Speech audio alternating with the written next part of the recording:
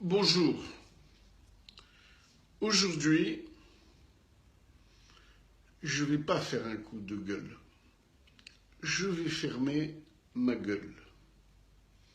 Alors voilà. Hier soir, j'ai parlé avec mon père et ma mère.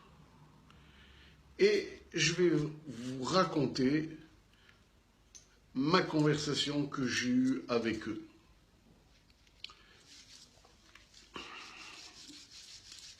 Je me lance. Papa, maman, vous vous rappelez à Tunis comme c'était bien?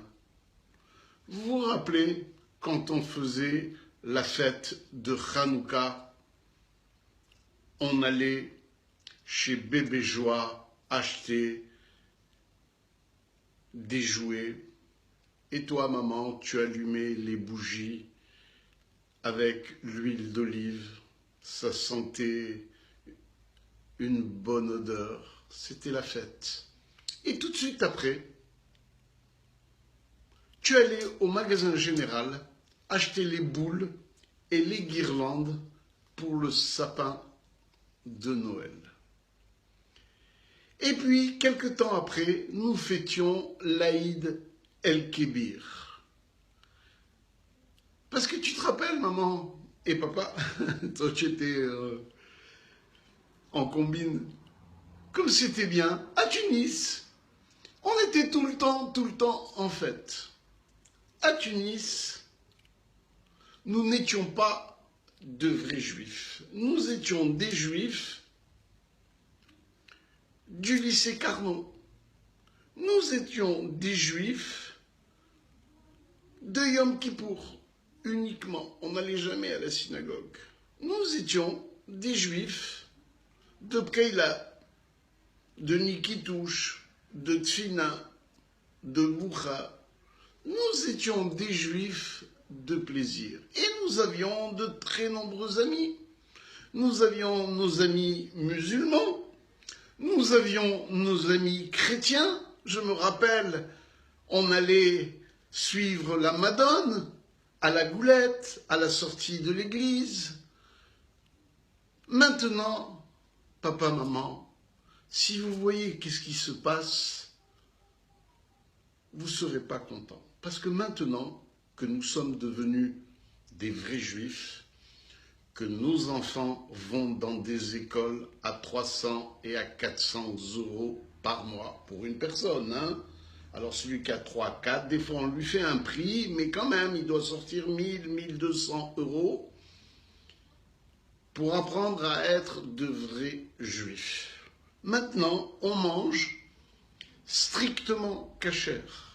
Parce que les rabbins, ils décident de ce qui est bon et de ce qui n'est pas bon grâce à un label rouge, le label Beddin. D'ailleurs, ma femme, quand elle va chez Auchan, elle va avec un livre. Ça, c'est autorisé, ça, c'est interdit, ça, c'est autorisé. Celui-là, il a payé la redevance, celui-là, il n'a pas payé la redevance. Voilà. Maintenant, nos enfants, ils ne connaissent plus l'école de la République. Ils ne connaissent plus ce que c'est un musulman, qu'est-ce que c'est un chrétien. Maintenant, s'ils ont la chance d'avoir un bon professeur, ils deviennent pacifiques. Et s'ils ont la chance ou la malchance de tomber sur un maboule, ils deviennent, bref, en un mot. Comme c'était beau le temps de l'école de la République. Maintenant, les rabbins, vous vous rappelez, papa, maman, comment ils étaient les rabbins à Tunis? Ils étaient pauvres, ils étaient humbles, on disait, Chef, Rabbi. Bref, maintenant, ils ont fait un coup d'État.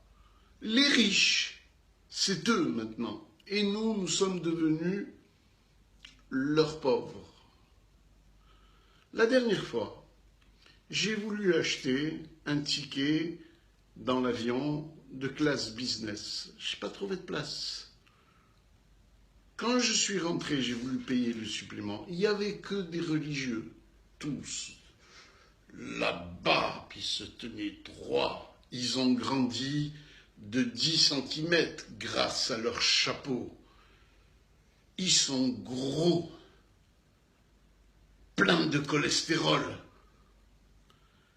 Et maintenant, d'ailleurs, les gens les plus riches en Israël, c'est les rabbins. C'est eux qui doivent nous dire ce qu'on doit manger et c'est eux qui doivent nous dire ce que l'on doit penser. Et quand il y a des lourds comme moi qui tentent de résister, ils me disent « Assour, comment tu peux dire ça, Charlie? Comment? Mais tu es fou, je n'ai jamais vu.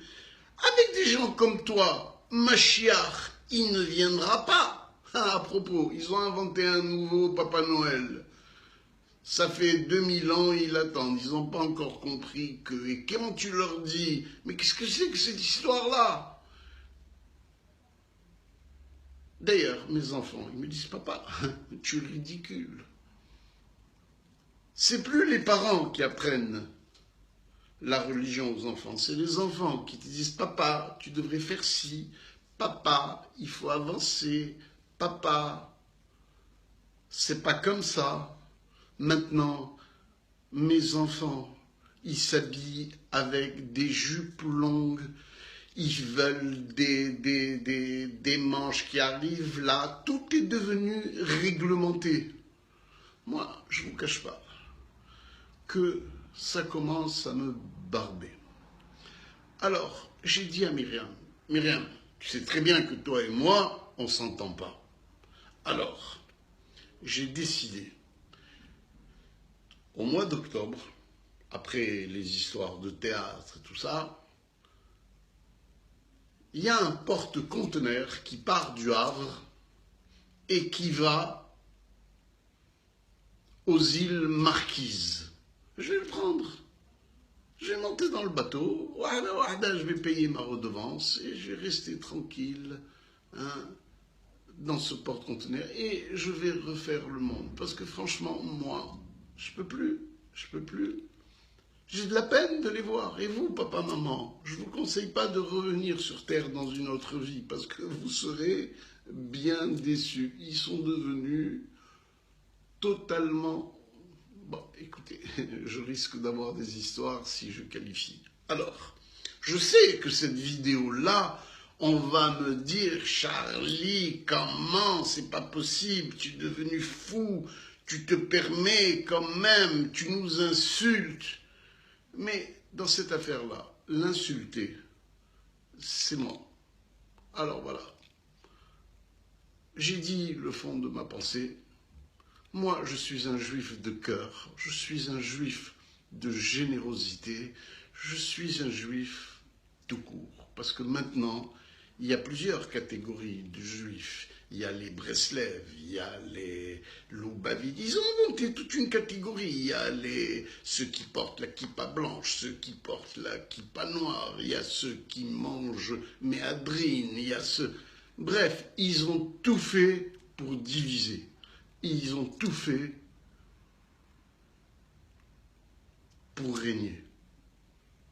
Et je pense qu'ils ont réussi. Allez, bye. Salut.